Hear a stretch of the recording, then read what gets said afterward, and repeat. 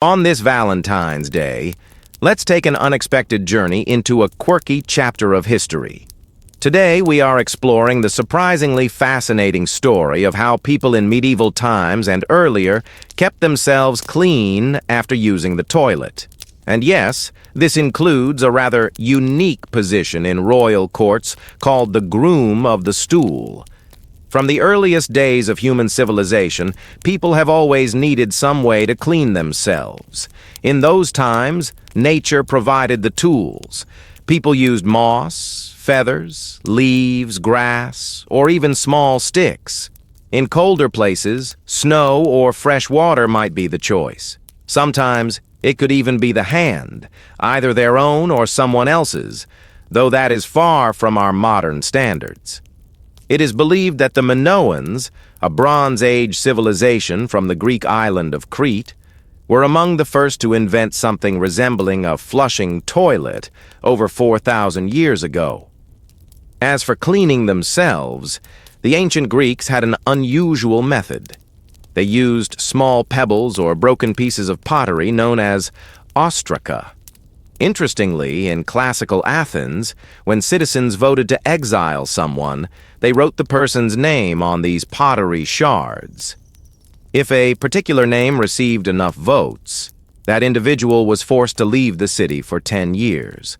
This is where we get the word ostracism.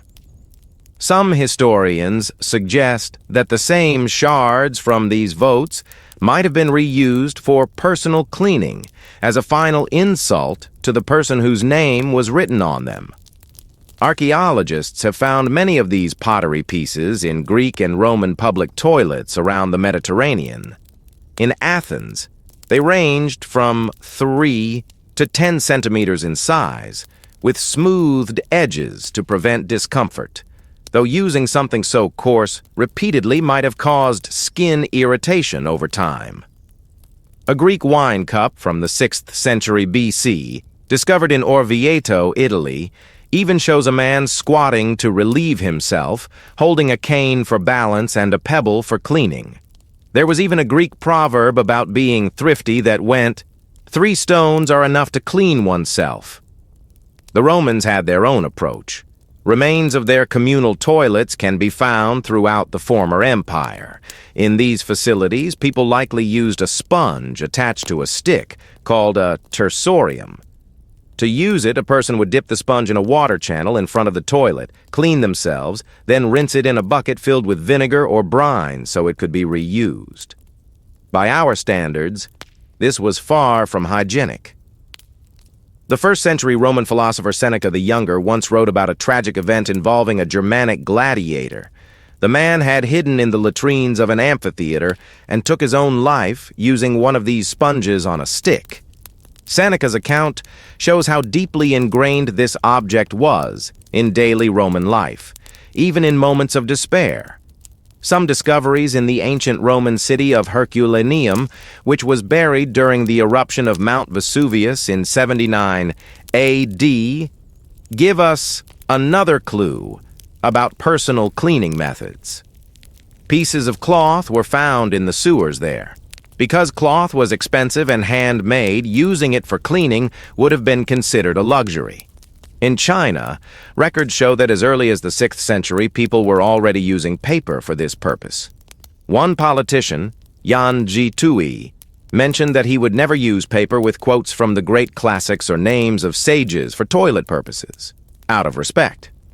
By the 9th century, an Arab traveler visiting China noted that the Chinese did not use water for cleaning after relieving themselves, but only paper. By the 14th century, toilet paper production in China was on a massive scale. In one province alone, 10 million packages, each containing between 1,000 and 10,000 sheets, were made every year. In 1393, during the Ming Dynasty, the imperial court in Nanjing received 720,000 sheets annually. Emperor Hongwu's family enjoyed 15,000 sheets of specially made paper that was extra soft and perfumed. Not everyone in history thought paper was the best option. In the 16th century, French writer François Rabelais created a fictional character named Gargantua, who tried all sorts of cleaning materials, from a lady's velvet mask, which he found soft and pleasant, to a live animal, which did not work out well. Gargantua decided that paper was not ideal, claiming it left unwanted smears. His favorite choice was a soft gosling.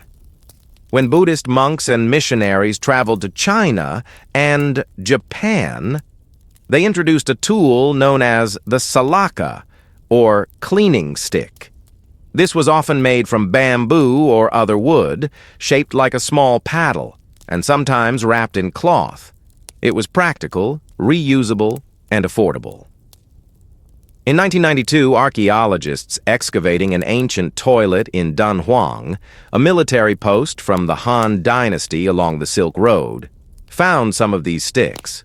The cloth on them still contained microscopic remains of parasites, showing just how challenging hygiene could be in the Yei. While most of these examples come from everyday people, royal life in medieval Europe had its own unique traditions. In Tudor England, the groom of the stool was one of the most intimate and trusted positions in the royal household. Established by King Henry VII in 1493, this role was part of a newly created department known as the Privy Chamber. It handled the personal service of the monarch, separating the king's private life from public affairs.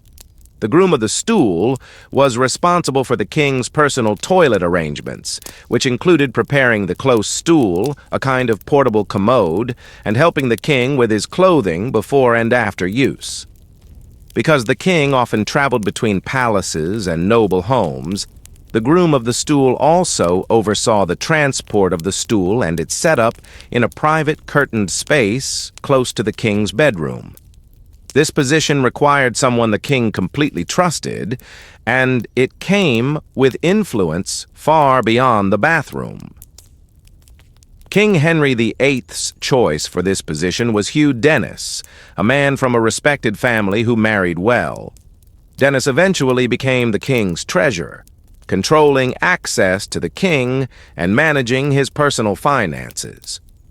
Over time, the groom of the stool became a powerful political figure, with authority over the privy purse and influence on royal decisions. When Henry VIII's son, Edward VI, became king, he gave this role to his close friend, Sir William Compton. Edward also had 6 esquires of the body who helped him dress in the morning, change clothes during the day, and prepare for bed at night. This role eventually faded after the reigns of Mary I and Elizabeth I, evolving into the groom of the stole, which focused more on dressing the monarch than on personal cleaning. As history moved forward into the later medieval and early modern periods, most people used chamber pots for their needs. These were simple containers kept indoors, often in bedrooms, so a person would not have to go outside at night or in bad weather. For cleaning, many relied on whatever was available and affordable: handfuls of straw, bits of moss, or scraps of cloth. By the 18th century, those with more means sometimes added a personal touch to their routines. One curious story comes from a friend of Lord Chesterfield in 1747. This man would carry a common edition of a book of poetry into the privy. He would read a few pages while there, then use those pages for cleaning, sending them down the drain as a final offering to the Roman goddess Cloacina, who was believed to watch over the city's sewer system. In ancient Rome, Cloacina even had her own shrine, reminding us how central sanitation was to daily life. The real transformation in personal cleaning came in the mid-19th century. In 1857, a man named Joseph Gaiety in New York began selling what is considered the first commercially available toilet paper. It was marketed as a medical product for the water closet, treated with aloe for comfort. Gaiety claimed it was safer than printed paper, which he warned could contain chemicals harmful to sensitive skin. In England, A patent for toilet paper appeared in 1880, though it would still be decades before a truly soft version was developed.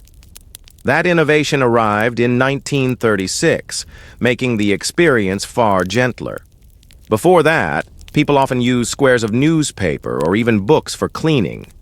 In rural areas, these were sometimes hung from a hook in an outdoor privy. In the United States during the 1700s, dried corn cobs were a popular alternative, though eventually, newspapers and magazines became more common. One publication, the Farmer's Almanac, which had been printed since 1792, was so widely used for this purpose that the company began pre-drilling a hole in each copy so it could easily hang in the outhouse. This shows how even printed materials found a second life before the widespread availability of commercial toilet paper. The 20th century brought an explosion of options. Indoor plumbing became common in many parts of the world, and toilets moved from being a luxury to an everyday fixture in most homes. With this came a growing market for different varieties of cleaning paper. Companies began producing softer, more absorbent, and more decorative rolls, marketed as both hygienic and comfortable. By the late 20th and early 21st centuries, variety had become remarkable. Shoppers could choose between standard rolls, quilted designs, cushioned textures, and scented or lotion-infused options.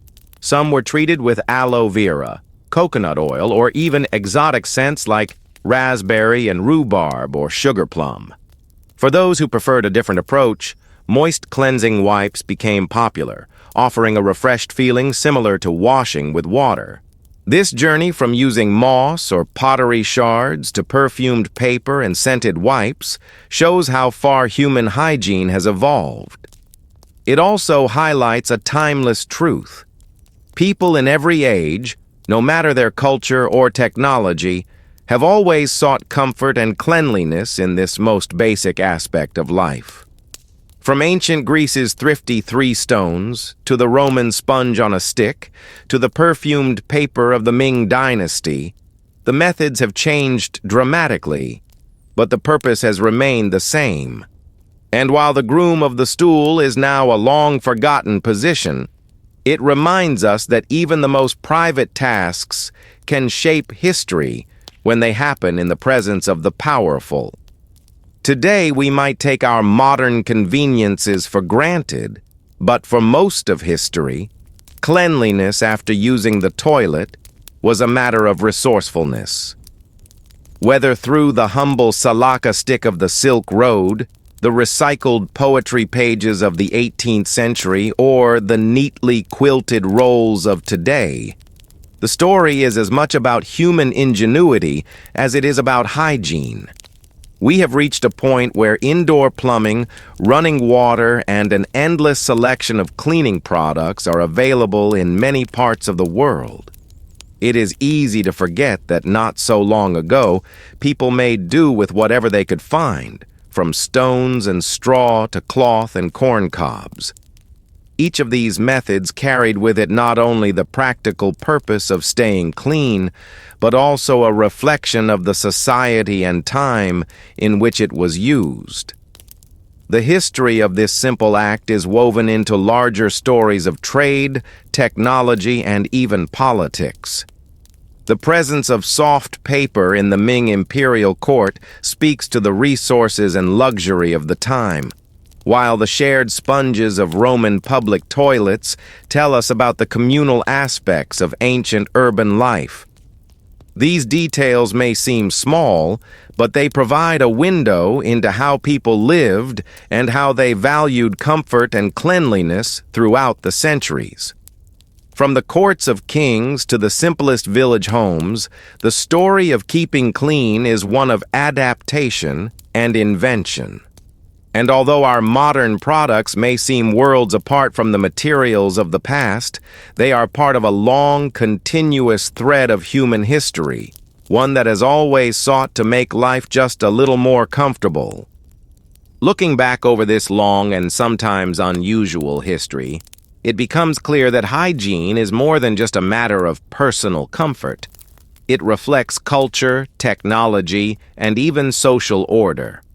What might seem like a small detail of daily life often has surprising connections to politics, economics, and innovation. In the royal courts of the Tudor period, for example, the groom of the stool was not simply a servant. This person was a trusted confidant, someone who had direct and private access to the monarch, and through that position, influence over matters far beyond their official duties. In some cases, they rose to handle finances, manage royal access, and shape political decisions. The job might have started as a practical necessity, but it became a gateway to real power.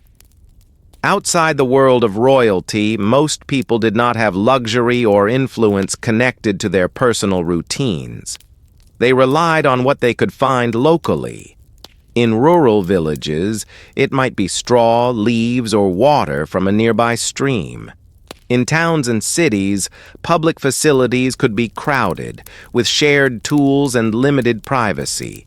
Yet people adapted to these conditions, creating systems that worked for their communities, even if they would seem crude by today's standards. Over time, advances in trade and manufacturing brought new materials to more people. Paper production, which had once been labor-intensive and expensive, became more efficient, allowing it to be used for everyday purposes, including cleaning. The introduction of commercial toilet paper in the 19th century was a turning point, especially in regions where paper had not been part of earlier traditions. The rise of indoor plumbing in the late 19th and early 20th centuries changed everything again. The modern bathroom became a private, personal space inside the home.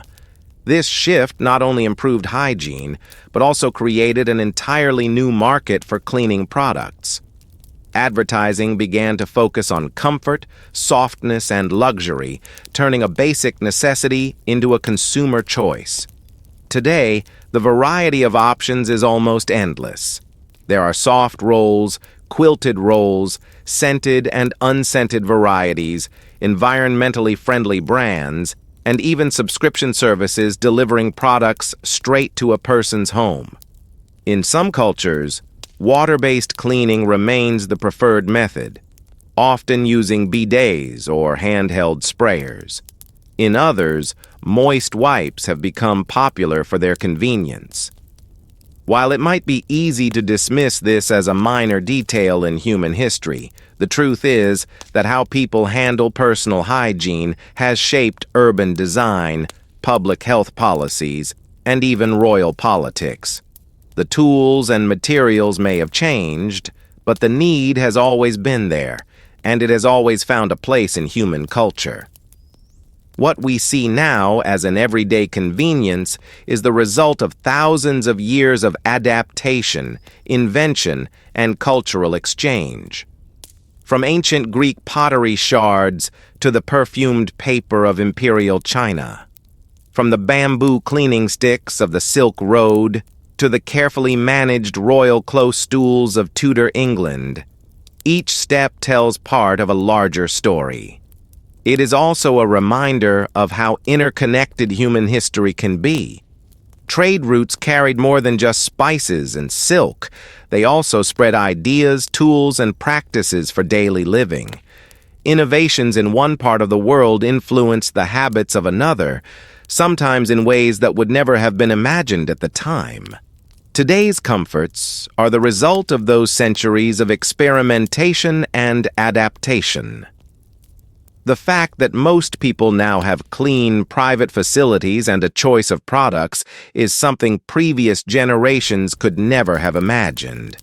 What began with the simplest natural materials has become a global industry dedicated to providing comfort, hygiene, and a sense of care in one of life's most personal moments. So the next time you see a neatly wrapped roll of paper or a modern bidet, You are looking at the end point of a story that stretches back thousands of years. It is a story that connects emperors and farmers, travelers on the Silk Road, citizens of ancient Athens, and families in rural villages. It is proof that even the most private parts of life can hold a place in the grand sweep of history.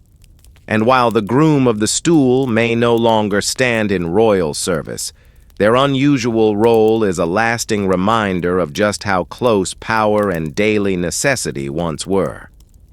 The methods may have changed, but the need for cleanliness and the creativity humans bring to it remains as strong as ever.